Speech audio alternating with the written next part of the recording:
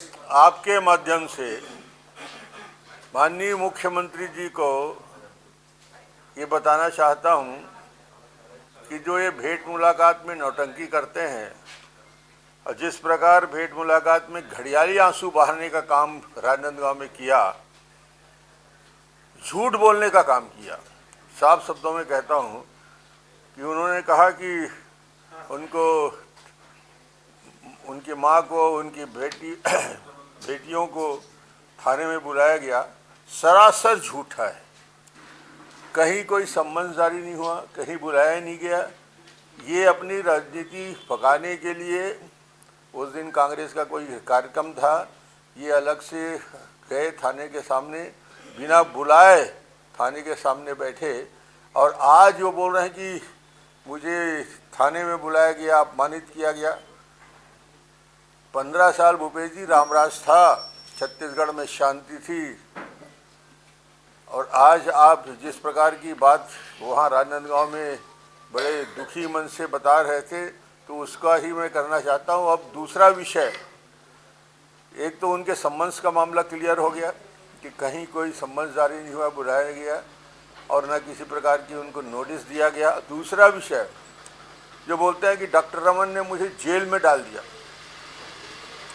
अरे भाई, आपका कृत्य ऐसा है, ऐसा घिनौना कृत्य करने वाला कोई भी सामान्य व्यक्ति यदि किसी पूर्व मुख्यमंत्री का अश्लील सीडी लहरा लहरा के प्रेस के सामने सार्वजनिक रूप से दिखाएगा तो उसके ऊपर कार्रवाई तो होनी है। और वो भी सीबीआई ने कार्रवाई की, सीबीआई ने जेल के अंदर डाला, जमानत में आज घूम रहे हैं और आरोप लगा रहे हैं कि उन्होंने उसमें गिरफ्तारी की। आपने ऐसा काम किया भूपेश जी कि जिसकी वजह से सीबीआई इस केस चल रहा है और आज दिल्ली में सुप्रीम कोर्ट में मामला चल रहा है और इसका भी फैसला ज़रूर आएगा, क्योंकि इतना बड़ा अपराध जो सार्वजनिक रूप से हुआ है कभी छुप नहीं सकता। तीसरा विषय जो मेरे मन में है कि राजनांदगांव गए, 4 साल से मैं वहाँ का विधायक हूँ, 1 रुपये का काम राजनांदगांव के अंदर नहीं हुआ। स्टेडियम जर्जर होता जा रहा है, मेडिकल कॉलेज की स्थिति खराब होती जा रही है, गांव में 1 पैसे काम नहीं है और अभी आखिरी साल जाकर घोषणा पे घोषणा कर रहे हैं। और मुझे लगता है कि लोगों की ज़बरदस्ती की सहानुभूति बटोरने का, इस प्रकार की भावात्मक बात करना बंद करना चाहिए और जो तथ्य है, यथार्थ है, वो सामने आएगा, सच्चाई सामने आएगा। इतना भयभीत क्यों दिख रहे हो भाई आप?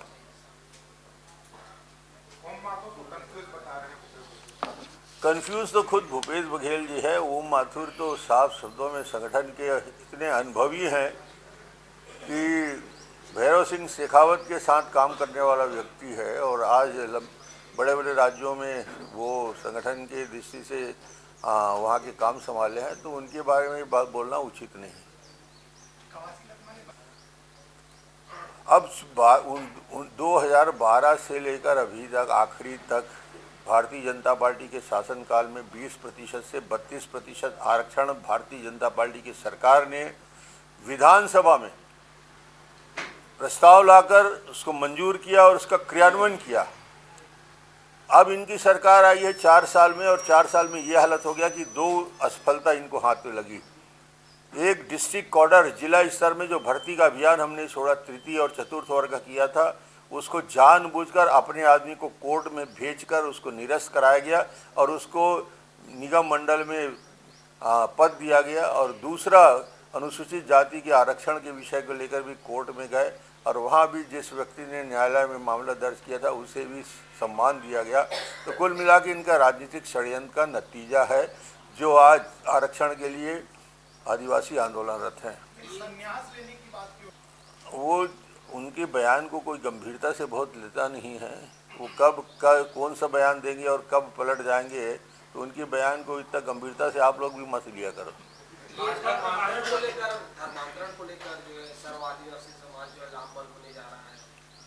नहीं, बहुत अच्छी बात है। धर्मांतरण जो है वो हमारे कल्चर को, हमारी संस्कृति को, और धर्मांतरण हो वहाँ तक ठीक होता है। वैचारिक रूप से जब परिवर्तन आ जाता है, तो जब सुप्रीम कोर्ट का फैसला आ चुका है कि धर्मांतरित हुए लोगों को आरक्षण का लाभ नहीं मिलना चाहिए, तो सर्व आदिवासी समाज यही बोल रहा है कि हमारे आरक्षण को दूसरे लोग लाभ क्यों लें, इसका विरोध कर रहे हैं।